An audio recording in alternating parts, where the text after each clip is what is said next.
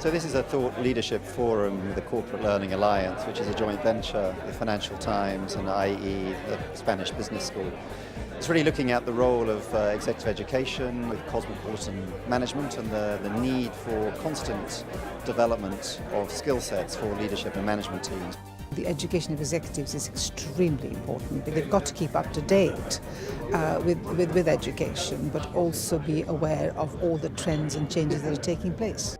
Executive education is an absolute necessity for managers today. There's always something that needs reframing, that needs a new perspective. Today's topic is Cosmopolitan Managers and how executive education can meet the needs of a diverse talent pool. So I'm going to now leave you in the very capable hands of Santiago, and I hope very much you enjoy today's discussions.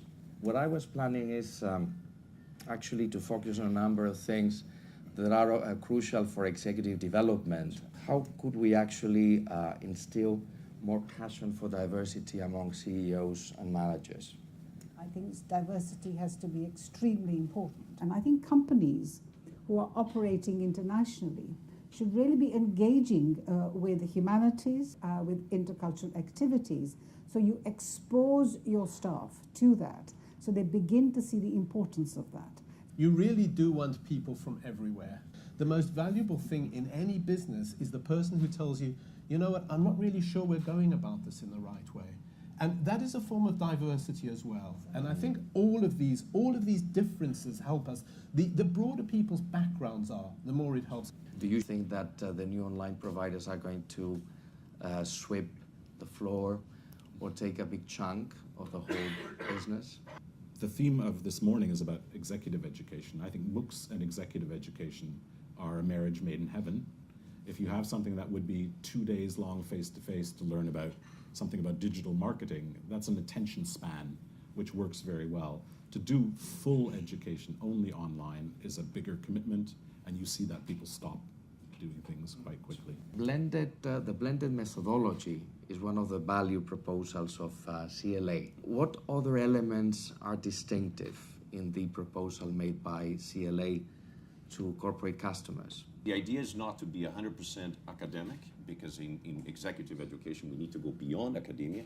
On the other hand, it's not just about the news and the latest journalistic activities that are going on, but it's about creating context, the application of context in anticipating scenarios. Of course, blended is a very powerful methodology to use. Adults, especially executives, learn best by doing and teaching others. Second, by interactions with peers and people you report to and people that report to you, from classroom-based type of interactions. Thanks very much. From your perspective, how does it work, and what do journalists actually provide in the class to business managers? It's something new for us.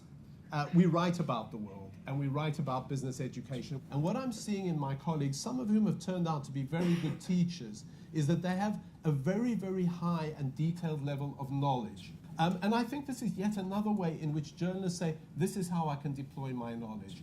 So Amber, how are we doing our job in terms of preparing graduates for the corporate world? One of my key stakeholders are the HR directors. And you see how some of those consulting firms that work with a very quick lead time and that are hiring huge volumes, 10 consultants a day, they need to streamline their processes. They need to be more efficient. I had a meeting with the VP of Talent Acquisition Worldwide for one of the most prestigious financial services institutions. And she said, if you have people interested in working for our organization, they need to play these games, download the mobile app, and if they're the right match, then only then will we be pushing our vacancies directly to them.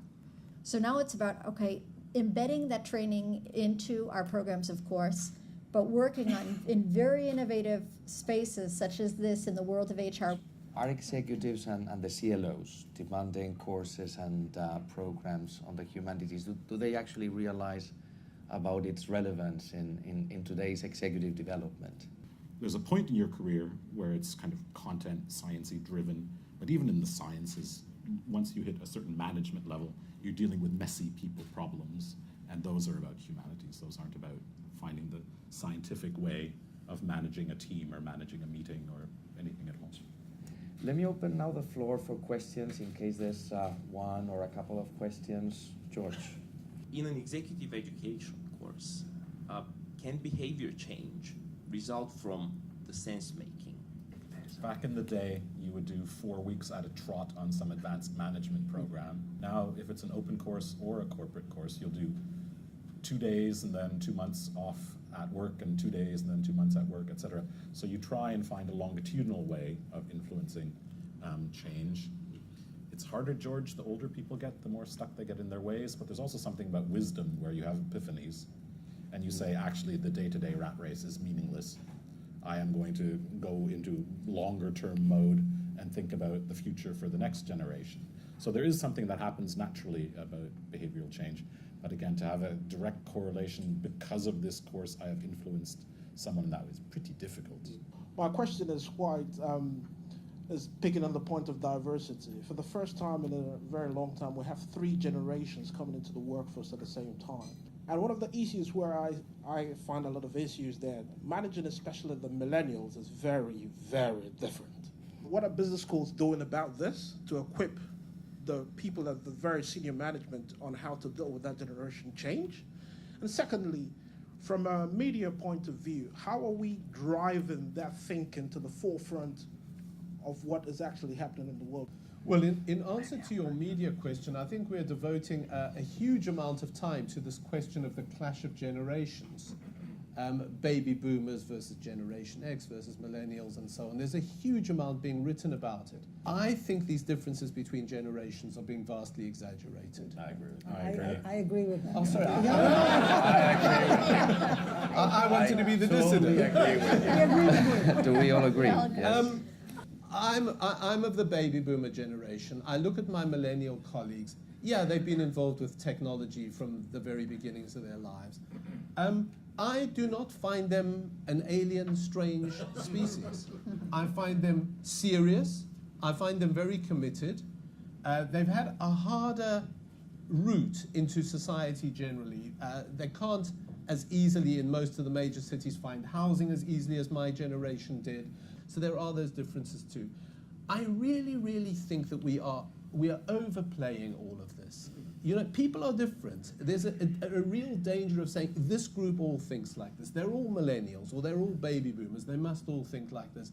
And I think this comes again to diversity. We've got to look beyond these labels to the individual. And let me, of course, thank the panelists for their excellent contributions this morning. So please join me in applause. Thank you. I think these events are important because they give us an opportunity to show a broader public what we're doing, how we're combining journalistic knowledge with business school experience. Really interesting to get a range of perspectives about where we're at and actually what's relevant going forward from actually quite a diverse panel. Really what you're trying to do is change behaviour in the way that makes people better, accelerates their company's success, and makes them better people to work for.